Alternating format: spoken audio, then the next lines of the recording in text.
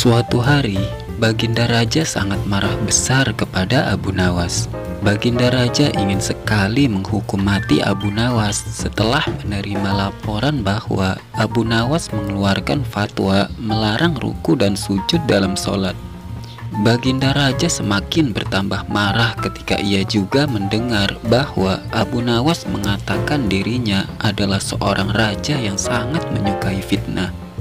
Baginda Raja mulai terpancing saat para pengikutnya mengatakan bahwa Abu Nawas layak dipancung karena telah melanggar syariat Islam dan telah menyebar fitnah. Pada saat itu, Baginda Raja mulai gelisah. Ia ingin bertemu Abu Nawas untuk mengklarifikasi tentang kebenaran kabar itu. Abu Nawas pun dibawa ke istana oleh pengawal kerajaan atas titah Baginda Raja untuk menghadap dirinya. Pada saat itulah Baginda Raja langsung bertanya tentang kebenaran kabar yang didengarnya itu. "Hei Abu Nawas, benarkah engkau berpendapat bahwa tidak ada ruku dan sujud dalam sholat?" tanya Baginda Raja dengan nada geram.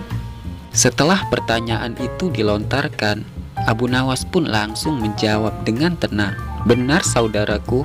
Mendengar jawaban Abu Nawas itu, Baginda Raja kembali bertanya dengan suara yang lebih tinggi, "Benarkah engkau berkata kepada masyarakat bahwa aku adalah seorang raja yang suka dengan fitnah?" tanya Baginda lagi.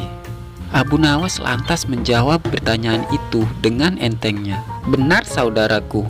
Mendengar jawaban Abu Nawas itu, Baginda Raja berteriak dengan suara yang menggelegar, "Hei Abu Nawas, kamu memang benar pantas untuk dihukum mati karena telah melanggar syariat Islam dan menebarkan fitnah tentang saya," ujar Baginda Raja dengan nada yang tinggi.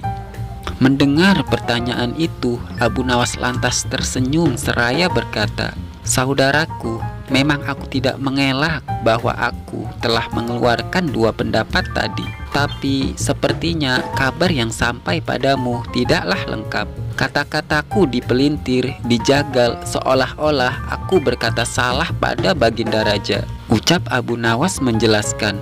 "Apa maksudmu, hai Abu Nawas? Jangan membela diri. Kau telah mengaku dan mengatakan bahwa kabar itu adalah benar," jawab Baginda Raja. Abu Nawas kemudian beranjak dari duduknya dan menjelaskan dengan tenang, "Wahai saudaraku, aku memang berkata ruku dan sujud tidak perlu dalam sholat. Tapi dalam sholat apa dulu? Waktu itu aku menjelaskan tata cara sholat jenazah yang memang tak perlu ruku dan sujud," kata Abu Nawas menjelaskan. "Terus bagaimana soal diriku yang kau bilang seorang raja yang suka dengan fitnah?" tanya Baginda Raja. Abu Nawas lantas tersenyum dan menjawab, "Kalau masalah itu, aku sedang menjelaskan tafsir ayat 28 surat Al-Anfal yang berbunyi, 'Ketahuilah bahwa kekayaan dan anak-anakmu hanyalah fitnah bagimu, dan sesungguhnya di sisi Allah lah pahala yang besar.'" Sebagai seorang raja dan seorang ayah, Baginda Raja pasti sangat menyukai kekayaan dan anak-anak, yang berarti Baginda menyukai fitnah itu. Mendengar penjelasan Abu Nawas yang sekaligus bernada kritikan itu, Baginda Raja hanya bisa tertunduk malu. Ia lantas menyesal dan sadar rupanya kedekatan Abu Nawas dengan dirinya menyulut iri dan dengki di antara pengikut-pengikutnya.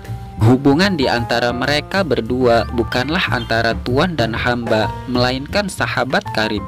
Pembantu-pembantu Bagindalah yang hasud dan ingin memisahkan hubungan akrab tersebut dengan memutarbalikkan berita.